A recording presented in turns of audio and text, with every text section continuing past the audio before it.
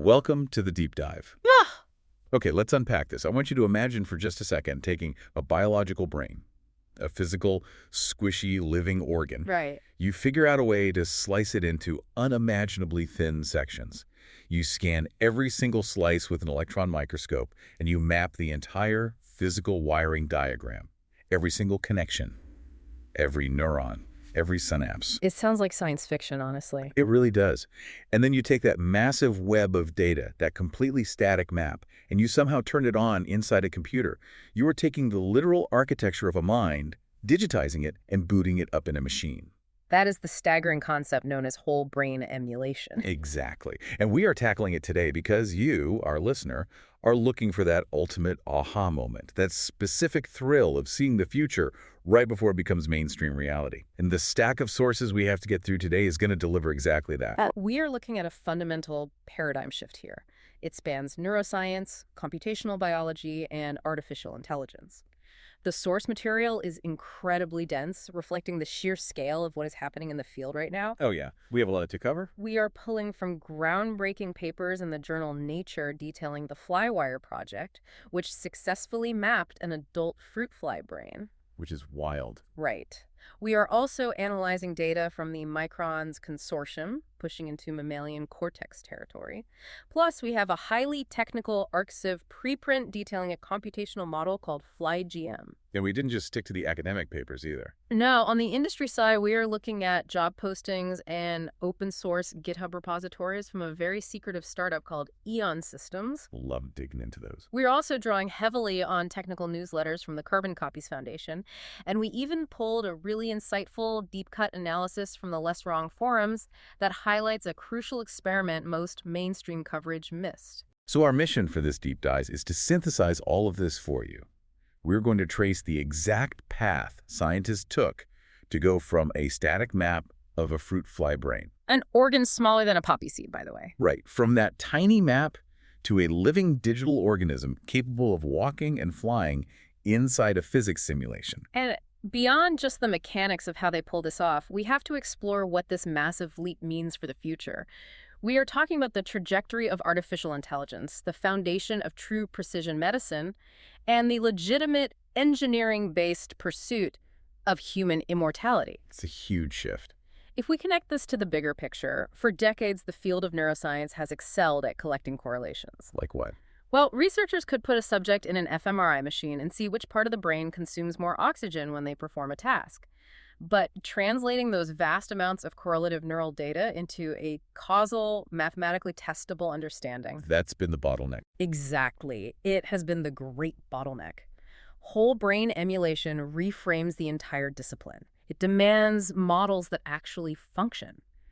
If an emulation built directly from physical neural data can reproduce observed biological dynamics and behaviors in a simulation, then we know we've actually captured the essential mechanics of how that brain functions. It forces the science to move from descriptive to generative. It's the ultimate proof of work. You can't just theorize about how a circuit might work. You have to build it in silicon and watch it run. So let's look at the foundation of this, the creation of the connectome. We have to start by wrapping our heads around the scale of the adult female fruit fly, Drosophila melanogaster. A very familiar insect. Yeah, the one hovering around your bananas. I was looking at the physical dimensions, and it's just hard to conceptualize. The entire brain is about 750 microns across. Literally smaller than a poppy seed. Right. But the density of the computing power packed into that tiny space is absurd. We're talking about hundreds of thousands of individual neurons, right? Exactly 139,255 neurons. And those neurons form roughly 50 million synaptic connections. 50 million in a poppy seed. To truly appreciate the density and chaos of that network, we have to move away from how we typically think of computer chips. Neurons do not just connect to their immediate neighbors on a neat 2D grid. They're messy. Very messy. They are incredibly complex three-dimensional structures with branches, roots, and massive arbors. Some of these individual neurons physically span the entire width of the brain, reaching from one optic lobe all the way to the other, making thousands of connections along the way. Sven Dorkenwald, one of the lead authors from Princeton on the FlyWire project, used an analogy that really stuck with me. He said, to imagine trying to map a forest, but it's not a normal forest where trees just drop leaves on the soil below them. Right, it's a highly connected forest. Yeah, he said it's a forest where a tree in New York interacts directly, physically with a specific tree in Los Angeles and simultaneously with the tree in Chicago. That is a brilliant way to put it. That is the level of chaotic, long-distance connectivity happening inside a biological space smaller than a seed. And mapping that level of complexity is a monumental engineering and data processing challenge. The physical process began at the Howard Hughes Medical Institute's Janelia research campus. What was the first step there? They took an adult female fruit fly brain, preserved it, and sliced it into thousands of incredibly thin sections. Then they took 21 million electron microscopy images. 21 million. Individual pictures of brain slices. But having the pictures is merely the first step. You then have to trace the tangled wires through all those millions of images. Like following a single strand of spaghetti through a massive bowl. Precisely. You have to move up and down the z-axis of the tissue to see which branch belongs to which neuron and where the synapses actually occur. Which brings up the methodology, because scientists alone couldn't do this. They had to rely on a massive collaboration between artificial intelligence and a global army of gamers. Yes, the gamers were crucial. The FlyWire project deployed an AI model to look at those 21 million images and essentially guess the 3D structure. The AI tried to turn the gray lumps and blobs in the electron microscopy data into a continuous 3D map. But AI struggles with this. It hallucinates. A slice might be slightly distorted, or the chemical staining might be uneven, and the AI will mistakenly fuse two separate neurons together. Or it will just miss a connection entirely. Exactly. They desperately needed human proofreaders, so they recruited professional tracers and citizen scientist gamers, building on the infrastructure of an earlier project called FlyWire. And the scale of human labor required to correct the AI's mistakes is just staggering to me. Over the course of the project, these human volunteers and professionals spent 33 person-years fixing errors. 33 person-years, just proofreading connections and annotating data. It is 33 years of continuous human labor.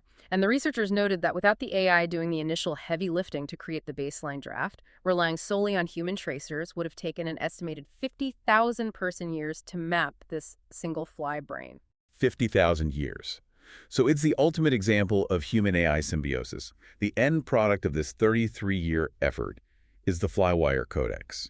I saw it described in the sources as the Google Maps for the connectome. That's a very accurate description. They took all this impossibly dense data and wrapped it in a user interface that allows any researcher anywhere in the world to navigate every single neuron and synaptic pathway. You don't need to download petabytes of data or know advanced Python coding. You just log on. Anyone with an internet connection can log on, type in a neuron ID, and instantly see a 3D rendering of where it projects. It completely democratizes the access. The democratization of this data is fundamentally accelerating the pace of discovery. But to understand the broader scientific value, we need to address a very common critique. Oh, I know the one. Why spend 33 person-years and millions of dollars on the brain of a fruit fly? The annoying insect that hovers around your garbage. Exactly. The justification lies in deep evolutionary conservation. Fruit flies share roughly 60% of human DNA. 60%. That's a lot. If you look at human genetic diseases, about 3 out of 4 have a direct parallel in the genome of the fruit fly. And most importantly for neuroscience, their brains operate using the exact same fundamental chemical vocabulary that ours do. Meaning neurotransmitters. Yes. They use dopamine for reward and learning, glutamate for fast excitatory signaling, and acetylcholine. So the building blocks of their minds are our building blocks. And they exhibit incredibly complex behaviors for something so small. They navigate using visual landmarks, they forage, they avoid predators. And their courtship rituals are surprisingly intricate. Right, they have these elaborate courtship rituals where the male will vibrate his wing to sing a customized courtship song to the female. They can get drunk. You can keep them awake with caffeine. They're these tiny, buzzing mirrors of our own neurobiology. And the Janelia Research Campus didn't stop with just the female fly. No, they didn't. They also mapped the complete connectome of the adult male fly's central nervous system, mapping out 166,691 fully proofread neurons.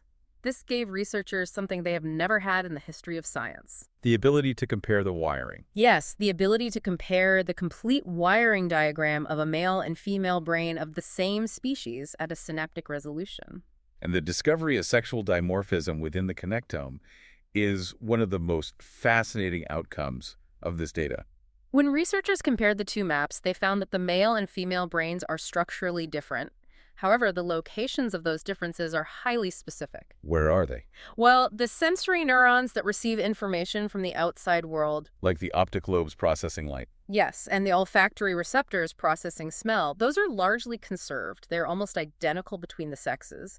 The same goes for the motor neurons that actually execute movement in the legs and wings. So if the input wiring is the same and the output wiring is the same, where does the physical difference in behavior actually live? The structural differences are concentrated almost entirely in higher-order brain centers. The researchers systematically identified 262 neuron types that are specific to the male brain and 69 types specific to the female brain. What do those specific neurons do? These sex-specific neurons function essentially as circuit switches deep within the processing architecture.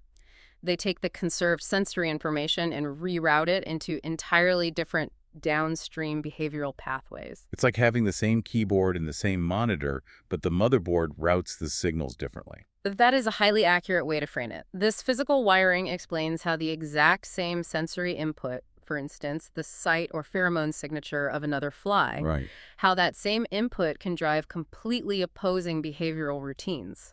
In one context, that input triggers a complex courtship sequence, while in another, it triggers aggression.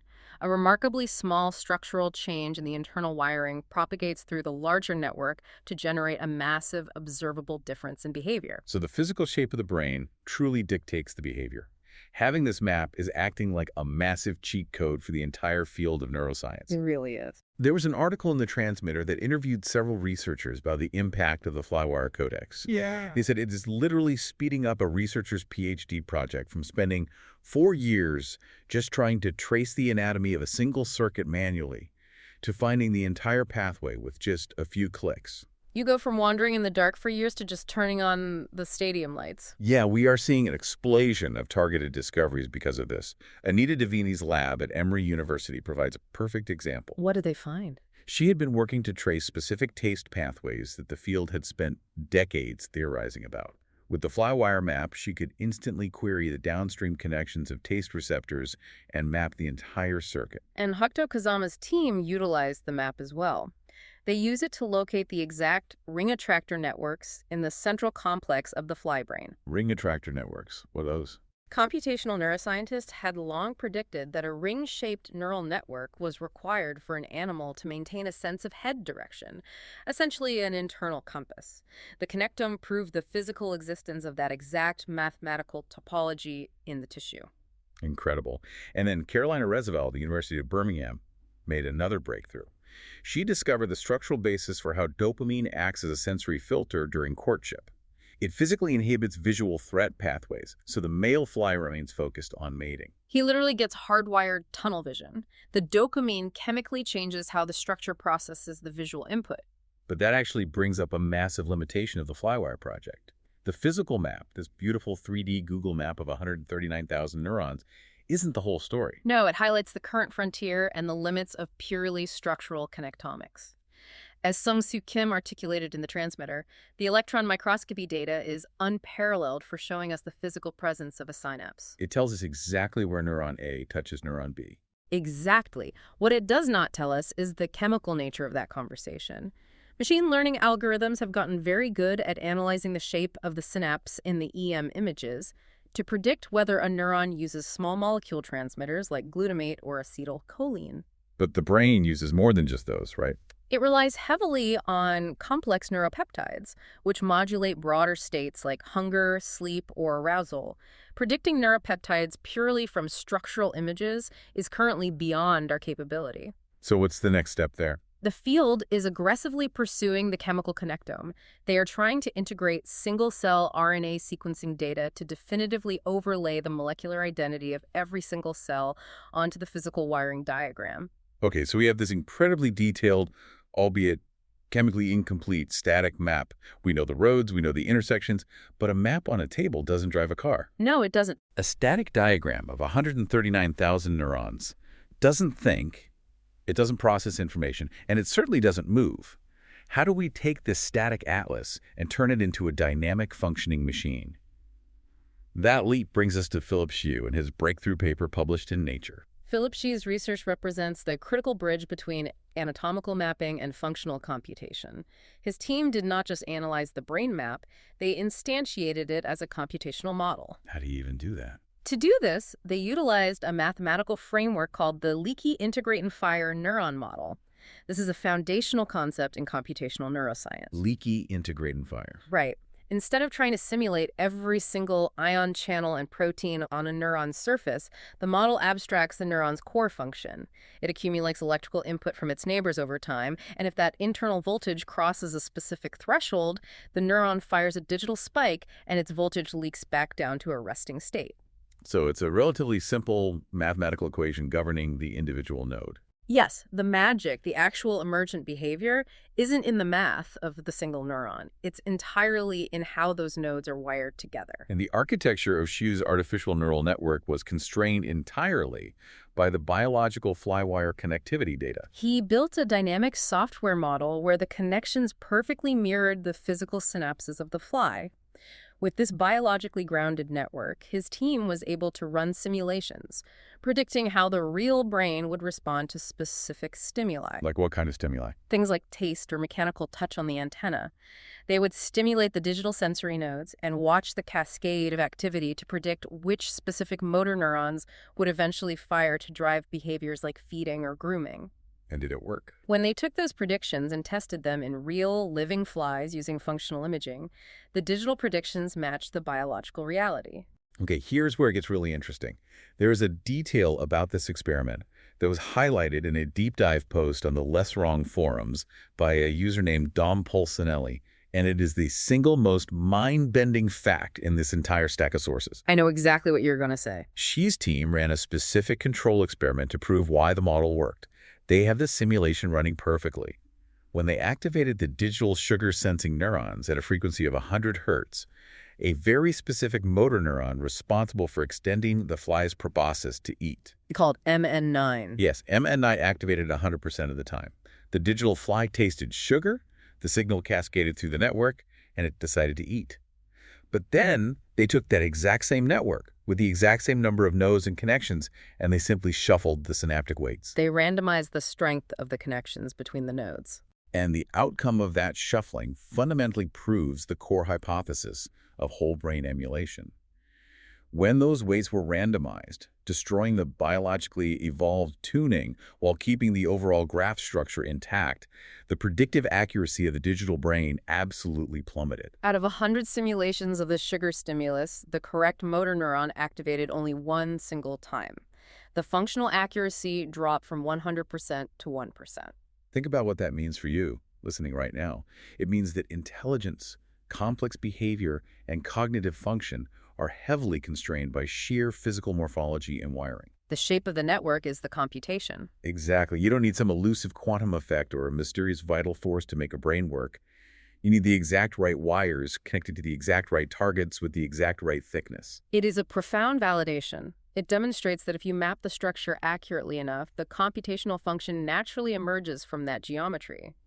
This realization is no longer just a thought experiment in academia. It has catalyzed immense investment and acceleration in the private sector. Which is the perfect entry point to discuss Eon Systems. This is a very secretive, highly funded startup operating in the emulation space.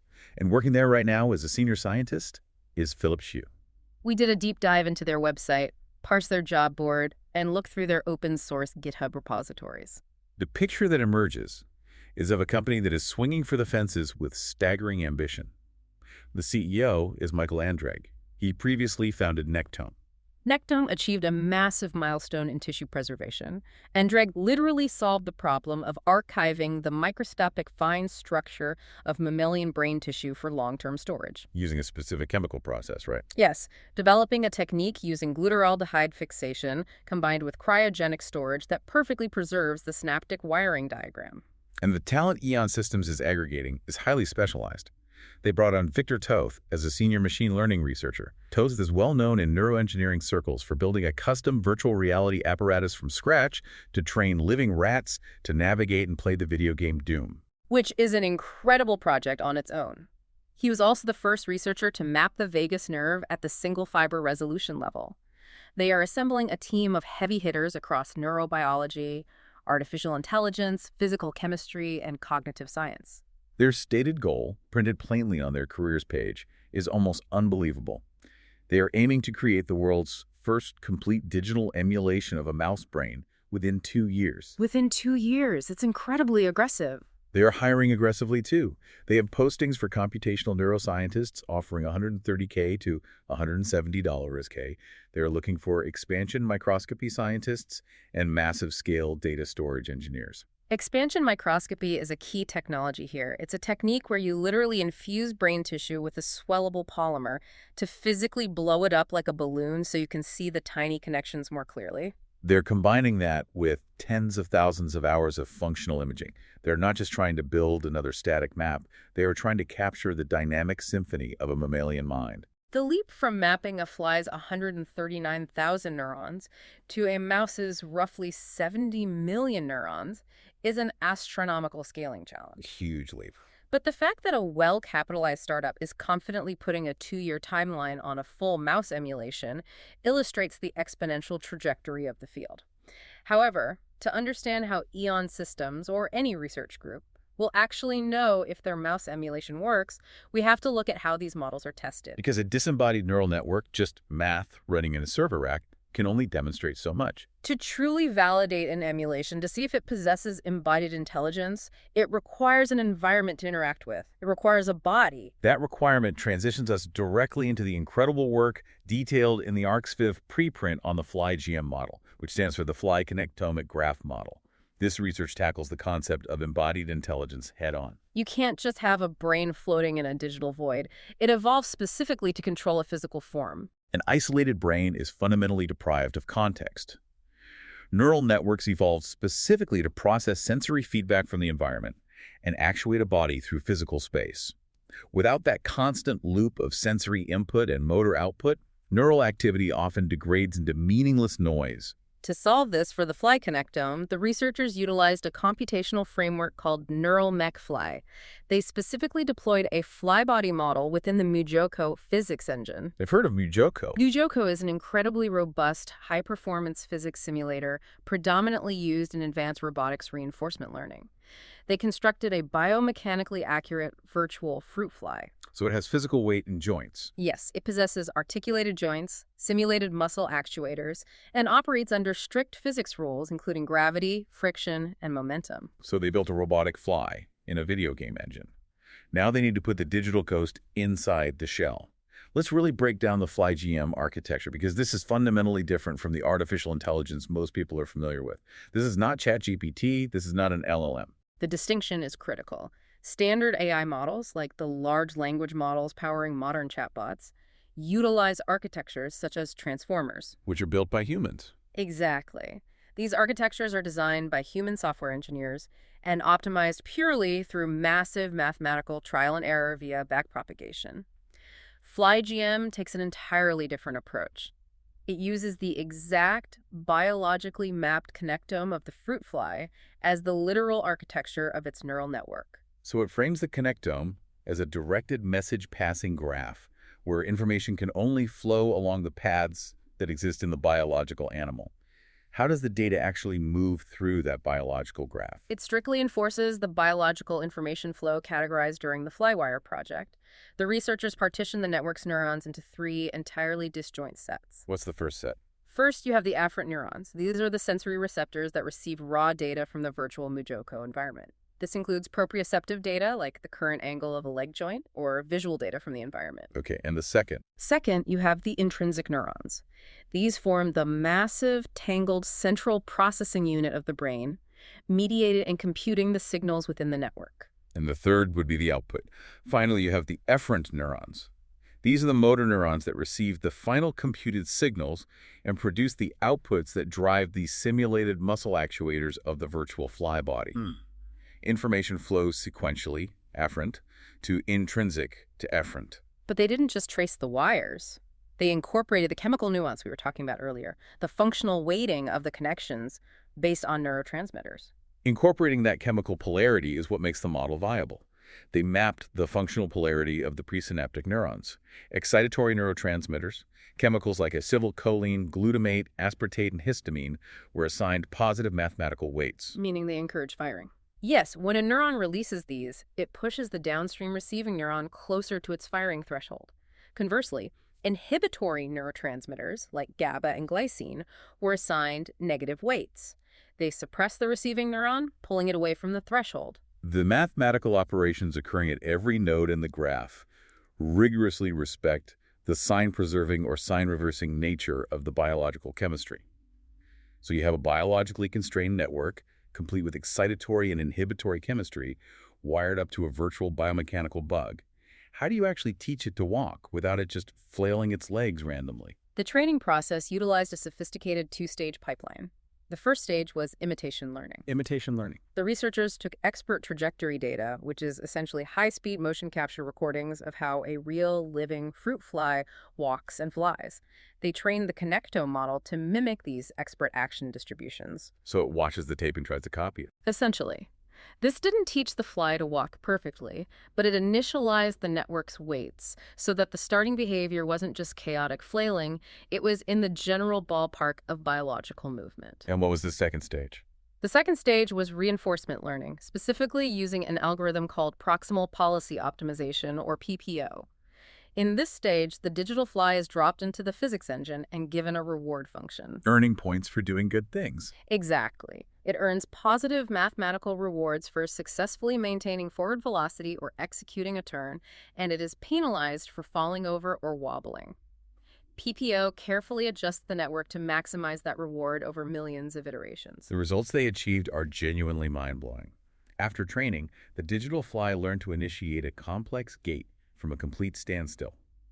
It learned to walk in a straight line at a sustained speed of 3 centimeters per second. And it did so by naturally converging on the exact same alternating tripod gait that real insects use to maintain balance. Which proves it found the optimal biological solution.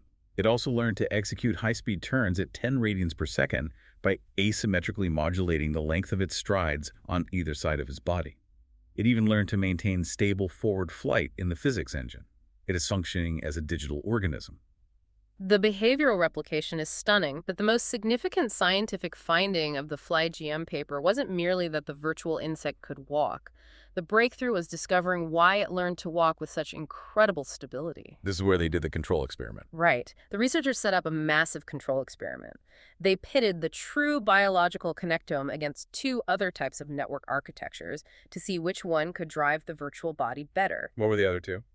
They tested an Erdős-Rényi random graph, which is just a completely randomized web of nodes and edges with no structure, and they tested a degree-preserving rewired graph. That one is fascinating because it maintains the exact same number of incoming and outgoing connections for every single node as the real brain, but the specific targets of those connections are completely jumbled. By running the reinforcement learning algorithms on all three architectures, they were directly testing for something called structural inductive bias. Structural inductive bias. Can you explain that? The core question was, does the specific, highly complex evolutionary wiring diagram of the fruit fly brain possess an inherent mathematical advantage at controlling a physical body compared to a randomized network of the exact same size and density? And the data yielded a massive, unequivocal yes. Yeah.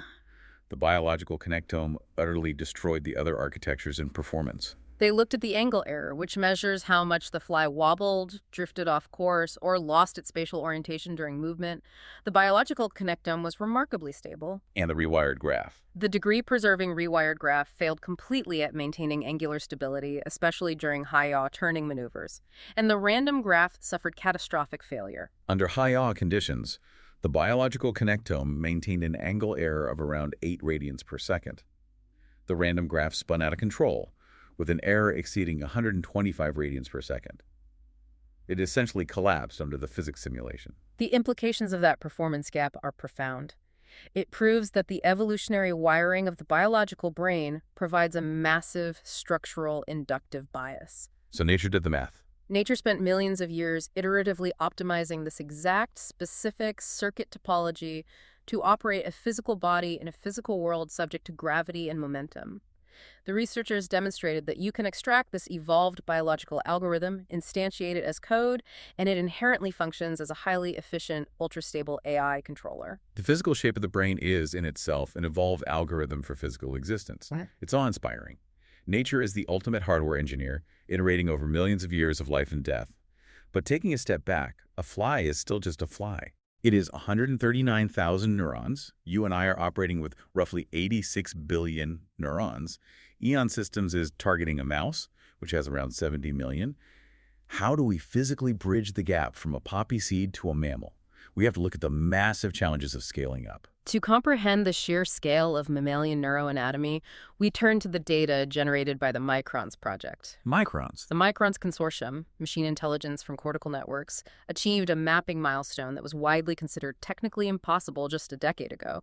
They successfully mapped a single cubic millimeter of a mouse's visual cortex. A single cubic millimeter. I want you to picture a single grain of coarse sand on a beach. That is the volume of tissue we are talking about. And yet, within that microscopic grain of cortical tissue, they mapped approximately 200,000 neurons and an astounding 523 million individual synapses. 523 million synapses in a grain of sand. Generating the 3D reconstructions of just that tiny volume produced a petabyte of data. To even handle, store, and proofread a dataset of that magnitude, they had to invent entirely new computational infrastructures. They developed tools like NERD for automated AI-driven proofreading of the neuron shapes. And CVE, which functions as a versioning engine for petabyte-scale connectomics, allowing multiple researchers to edit the massive maps simultaneously without corrupting the database. But the Microns project didn't just map dead tissue. They engaged in something called functional connectomics. Functional connectomics is the holy grail of the field, and it is what sets the Micron S dataset apart from almost everything else. How did they do it? Before they euthanized the mouse and preserved the brain tissue for the electron microscopy slicing, they gathered extensive in vivo functional recordings. They used a technique called two-photon calcium imaging. Calcium imaging, what does that show? When a neuron fires an action potential, calcium floods into the cell. By genetically engineering the neurons to fluoresce when calcium enters, they could literally watch the neurons flash as they fired. While the mouse was alive and actively watching visual stimuli on a screen, they recorded the real-time firing patterns of 75,000 of those exact same neurons that they would later map. So they possess the physical wiring diagram, the exact schematic of the roads, and they have high-resolution video of the traffic actually flowing through those specific roads while the mouse was processing visual information. Exactly. This dual dataset allows researchers to directly, definitively link anatomical wiring to neural computation. They can identify two neurons that consistently fire in sequence during a specific visual task, and then dive into the structural map to trace the exact physical synapses that mediate that connection. They utilize this combined data to construct a highly accurate digital twin of that specific patch of visual cortex, enabling large-scale in silico experiments where they can perturb the network and watch how the computations change. Hearing all of this, it sounds like we are standing right on the precipice of uploading a full mammalian brain. We are close, but there is a massive hurdle. All right, there is a massive, incredibly complex hurdle standing in the way of true emulation. The Carbon Copies Foundation refers to this as the translation problem. We have mountains of structural data. We have petabytes of synapse locations. But how do we actually know that the digital simulation models we build from this data are correct? That's the core issue. If I build a simulated network of a mouse cortex and it generates rhythmic electrical activity, is it actually thinking, or is it just a broken piece of code generating math? The translation problem is arguably the central bottleneck of modern whole brain emulation. The core issue is ground truth validation. If you only possess biological data, like the Micron S dataset, you never truly know if your computational model has captured 100% of the underlying causal mechanisms. Because biology is messy. Exactly. Biology is inherently noisy, our imaging technologies are imperfect, and we cannot observe every single molecular interaction perfectly. Without a known, absolute ground truth to compare against, there is no objective, quantitative way to measure how accurately our reconstruction algorithms are actually performing. If you don't know the right answer to the test, you can't grade the student. So how is Carbon Copies tackling this? Because they aren't just publishing theoretical philosophy papers about the problem, they're actively building a massive software infrastructure to solve it. Specifically, a platform called BrainGenix. The BrainGenix approach is a brilliant piece of reverse engineering. Instead of relying solely on messy, incomplete experimental biological data to test their models, BrainGenix generates entirely synthetic virtual brain tissue from scratch. Synthetic tissue. It mathematically constructs a connectome reservoir filled with known neural morphologies, applies highly specific synapse models to connect them, and then actively entrains specific, defined circuit functions, such as a specific memory sequence or a motor reflex, into the network using established learning rules. Because the BrainGenix software literally built this synthetic brain from the ground up, the system possesses absolute perfect knowledge of the ground truth of every single connection, weight, and function. They are essentially building a complex mechanical clock from scratch, so they know exactly how many teeth are on every single gear. Once they have this perfectly understood synthetic brain, what do they do with it? They use it to simulate the entire scientific data acquisition process. They generate virtual electron microscopy images of the synthetic tissue, virtual electrophysiology recordings, and virtual calcium imaging data. So they fake the lab results. Crucially, they inject realistic biological noise and microscope distortion artifacts into this virtual data to mimic the imperfections of real-world lab work. They then take this messy, simulated data set and hand it to researchers. Challenging them to figure it out. Exactly. They say, run your reconstruction algorithms on this data and try to find the hidden function we programmed into it. If a researcher's emulation algorithm successfully reconstructs the function from the synthetic data, where we can definitively and mathematically grade their accuracy against the known ground truth, we can have exponentially more confidence applying that exact same algorithm to real biological data, like the Micronis dataset. To process the insane computational load required to simulate microscopic brain tissue at scale, Carbon Copy software lead, Thomas Liao, entirely rebuilt the BrainGenix platform for high-performance computing.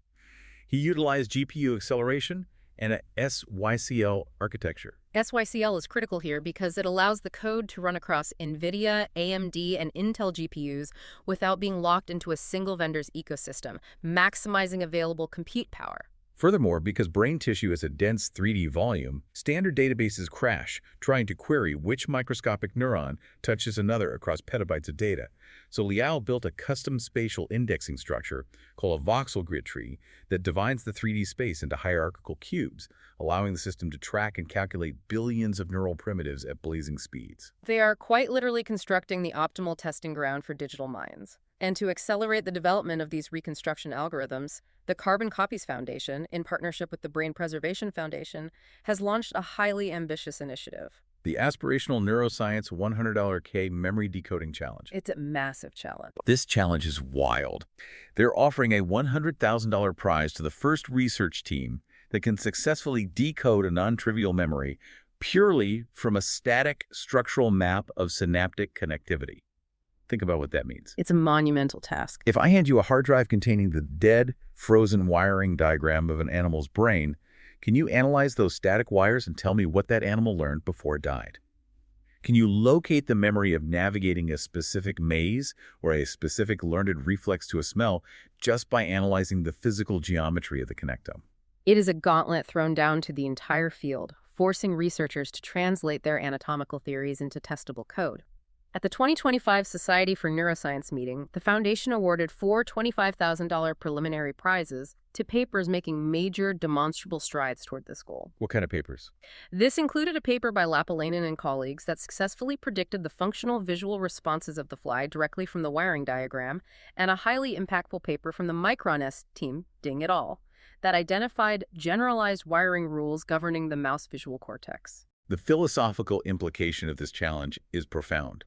If we can mathematically decode a specific memory from a static map, we definitively prove that personal identity, learning, and lived experience are fundamentally and permanently preserved in the physical structure of the brain. Which brings us to the elephant in the room, the philosophical weight hovering over everything we have discussed today. Right. Let's engage in a thought experiment. Let's say Eon Systems achieves its goal. They map the mouse, and then eventually, decades down the line, they map a complete human brain, they scan it, they scale up the Fly GM architecture 1 billion times, and they turn it on. Okay. Is there a soul inside that machine? Or is it what philosophers refer to as a philosophical zombie? A machine that acts perfectly human, that can hold a conversation, recall your childhood memories, and laugh at your jokes, but inside, the lights are completely off. There is no internal subjective experience of the world. It is just cold, complex math executing in the dark.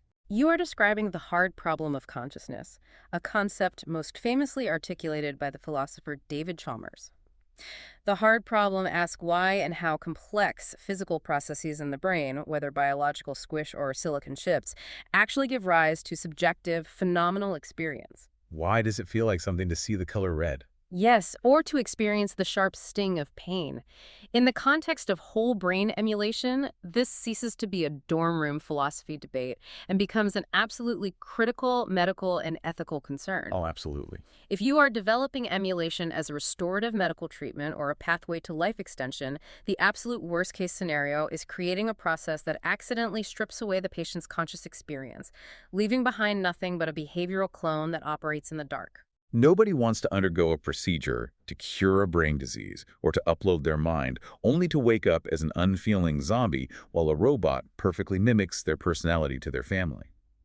So how do the researchers actually building whole brain emulation tackle this? Do they just cross their fingers, build the network, and hope the math magically becomes conscious? Absolutely not. They approach the problem systematically and theoretically. The Carbon Copies Consciousness Journal Club recently spent significant time analyzing a highly structured model that addresses this directly, known as the TEC-CT model, which stands for Transparent Anthropic Coordinate Transformation. The TEC-CT model synthesizes decades of work from representational and self-model theories, drawing very heavily on the rigorous philosophical framework developed by Thomas Metzinger. Let's really unpack the TEC-CT model. How does it explain the origin of consciousness without resorting to, as you mentioned earlier, some kind of quantum magic or mysterious vital force? The foundational counterintuitive premise of the TEC model is that a biological human never actually has direct access to pure reality or pure experience. Wait, really? Even when you introspect, when you close your eyes and think deeply about your own thoughts, your brain is actively generating internal, highly processed reports. You only ever experience the reports generated by your brain's internal model, not the underlying mechanical synaptic generation of that model. So my perception is filtered. At any given millisecond, your biological hardware is receiving sparse, noisy, delayed sensory input from your eyes, ears, and skin. It processes this massive data stream subconsciously and constructs a highly abstracted, cohesive internal model of the external world. And where do I fit into that model? Crucially, it also constructs a highly detailed internal model of yourself operating as an entity within that generated world. So my conscious experience is essentially a high-definition simulation running on the hardware of my brain, and the I that I feel myself to be is just an avatar navigating inside that simulation. That is the exact framing. Metzinger refers to this as a transparent full immersion simulation. The absolute key word in this entire theory is transparent. Why transparent? The incredibly complex, noisy computational processes generating this simulation are entirely transparent to your introspection. When you look at an apple on a table, you do not consciously feel your visual cortex firing action potentials to process photon frequencies. You simply experience the seamless, immediate presence of the apple. That makes sense. Because the messy mechanical hardware operations are hidden from the self model, it creates the overwhelmingly powerful, necessary illusion that yourself is a fundamental, irreducible, almost magical entity at the exact center of reality, rather than what it actually is, a constructed mathematical reference point within a massive data processing system. So the TEC model is arguing that subjective experience, the feeling of consciousness, isn't some extra magical ingredient you have to figure out how to pour into the computer after you build it. It is simply what it inherently feels like from the inside of an information processing system that is running a comprehensive world model and a transparent self model. Precisely. The TEC model posits that a subjective perspective inevitably and mathematically arises once a system possesses three specific functional components. Which are? First, a consciously accessible integrated world model. Second, a dynamically learned self model embedded within that world model. And third, relational computational structures that continuously reference all incoming information relative to that self-model. So if you have those three, you have a perspective. It is fundamentally an observation selection effect. Only systems that are capable of generating complex self-referential reports are going to possess the cognitive architecture required to ask philosophical questions about the nature of their own existence. And the reports they generate will necessarily, inevitably be centered entirely on their own self-model. And there is actual hard neuroscientific evidence backing up this philosophical framework, right? Yeah. Specifically regarding how the brain constructs what we perceive as the present moment. Yes, the concept of the phenomenal now. Experimental neuroscience consistently shows that our conscious perception of reality is significantly delayed and discretized. Delayed. When we observe the effects of transcranial magnetic stimulation or study split brain patients, we see profound evidence that conscious awareness often functions as a post hoc narrative. It is a cohesive story the brain tells itself after the incredibly fast, subconscious, parallel processing of sensory data has already happened. So we're always living slightly in the past. The physical evidence suggests that conscious experience integrates information over a window of roughly 300 to 400 milliseconds, heavily associated with the brain's working memory buffers and theta band electrical oscillations. Consciousness isn't a continuous live feed. It is a buffered, integrative phenomenon, now constructed on top of the much faster hardware. If consciousness is a functional architecture, a transparent self-model running in a buffer, what does that mean for our theoretical digital brain running in a server farm? It means that if we faithfully and accurately reconstruct the structural wiring and the functional chemical organization of a brain, the underlying substrate running the math ceases to matter. Whether that architecture is instantiated in biological wetware or silicon chips, it will naturally and inevitably possess subjective experience. So it will be conscious. The emergence of consciousness is an unavoidable mathematical consequence of that specific functional architecture running a self-model. A perfect digital emulation will not be a philosophical zombie operating in the dark. It will feel, it will experience joy, and it will suffer just as vividly as the biological original did. Which brings a staggering ethical weight to this field of research, but simultaneously an incredible, almost utopian hope. This ties directly into a concept discussed in the Carbon and Copies newsletter regarding a book titled The Future Loves You, How and Why We Should Abolish Death, written by neuroscientist Ariel Zalesnikow-Johnston. This book reframes the entire concept of human mortality.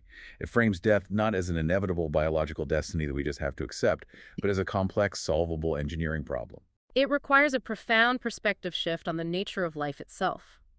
Throughout human history, our functional definition of death has constantly shifted based on the capabilities of our medical technology. That's true. A century ago, before the invention of CPR and defibrillators, a stopped heart was considered absolute, irreversible death. Today, cardiac arrest is frequently a temporary, reversible medical condition. We fix it. Zalesnikow-Johnston takes this trajectory to its logical conclusion. He argues that if personal identity, memories, and conscious experience truly arise from the brain's physical structure and informational architecture, then true, final death is simply the irreversible information-theoretic loss of that specific structure. So as long as the information is intact, you aren't truly dead. If we can develop the technology to preserve that structure, such as the advanced glutaraldehyde fixation and cryogenic storage pioneered by Michael Andrag at Connectomics, we effectively preserve the self, pausing the degradation of information indefinitely. Preserving the structure preserves the self. If you perfectly freeze the physical wiring diagram of a mind, you freeze the person. And if we can eventually develop the scanning technology to read that preserved diagram and the computational power to boot it up in a digital substrate, we essentially abolish death as a mandatory condition. Mortality transitions from a biological inevitability to an optional state. It opens up a vista where the future of neuroscience and medicine isn't just about managing the slow decline of biological decay, but about radical continuity and the infinite extension of the human experience. This has been an absolutely wild, paradigm-shifting journey today. We need to rapidly recap the sheer scale of what we've covered. We started with the monumental achievement of the FlyWire project, exploring how a global coalition of artificial intelligence and dedicated gamers spent 33 person years proofreading the 139,000 neurons of a fruit fly brain, ultimately creating a democratized Google map of a mind. We saw how Philip Hughes and the incredibly ambitious team at Eon Systems took that static anatomical map and built a functional computational model, proving through the shuffling of synaptic weights that the physical morphology of the brain dictates its computational function. We then explored the frontier of embodied intelligence with the FlyGM model, witnessing how that biological connectome, when embedded in the Mijokov physics engine, provided a massive structural inductive bias, allowing a virtual fly to walk, turn, and fly with vastly more stability than any random artificial network. We scaled our perspective up to the Micron project's petabyte-sized functional map of a mouse visual cortex, We detailed how the Carbon Copies Foundation is aggressively solving the translation problem, utilizing the BrainGenix platform to generate synthetic ground truth tissue to test and validate reconstruction algorithms. And finally, we tackled the hard problem of consciousness itself. We learned through Metzinger's TCT model that a faithfully reconstructed digital brain won't be an empty zombie. It will be a conscious, feeling entity. This opens the door to viewing death not as a final curtain, but as a solvable structural engineering challenge. Why should you, the listener, care about the intricacies of fruit fly synapses and synthetic brain tissue? Because this is not just an alternative, slightly more biological path to building a better AI chatbot. It is much bigger than that. This research is the literal blueprint for the future of humanity. It's the necessary foundation for absolute precision medicine, the ability to cure Alzheimer's, Parkinson's, and severe mental health disorders by testing novel chemical treatments on a perfectly accurate digital twin of your own unique brain. And perhaps most profoundly, it is the first tangible, scientifically grounded step toward the distant shores of true digital immortality. It represents the ultimate inevitable convergence of biology, advanced computer science, and the deepest questions of philosophy. But as we look toward that distant horizon of mind uploading and digital existence, there is one final, staggering concept we need to consider. Yes, let's talk about that. It was brought up in a highly technical 2024 paper by researchers Zheng and Meister regarding the fundamental biological limitations of brain-computer interfaces. The 10-bit bottleneck. I promised you a final provocative thought to mull over as we end this deep dive, and this concept absolutely blew my mind. According to their research, the human sensory systems, your retinas, your auditory processing intake and process information from the environment at literal gigabit speeds. Billions of bits of rich, complex data are flooding into your brain every single second. That's the input. Right. But because of the strict physical limitations of the inner brain and the sheer biomechanical latency of our physical embodiment, our conscious output, our ability to speak, to type, to physically interact with the world runs at an agonizingly slow rate of roughly 10 bits per second. It is a massive, inherent physical bottleneck. The richness of our internal cognitive lives and our potential to communicate are severely throttled by the slow, sequential, biomechanical processing of our evolutionary hardware. The researchers point out that even the most advanced, surgically implanted brain-computer interfaces fundamentally struggle against this inherent biological speed limit. We are gigabit minds trapped inside 10-bit bodies. So, here is the question to leave you with, the thought experiment to carry with you. If humanity eventually achieves whole brain emulation, if you make the choice to upload your mind to a digital substrate, permanently unshackled from the meat, the blood, and the agonizing physical latency of a biological body, will you bypass that 10-bit bottleneck? What would it actually feel like to live, to think, and to communicate directly with other digital minds at pure gigabit speeds? Would you process and experience 1,000 years of subjective, rich thought and creation in a single physical afternoon? That is the ultimate frontier, an existence completely unbound by the physiological limits we evolved with. It is definitely something to think about the next time you see a tiny fruit fly hovering over your kitchen counter. Thank you so much for joining us on this deep dive. Keep asking questions, keep looking forward, and we'll catch you on the next one.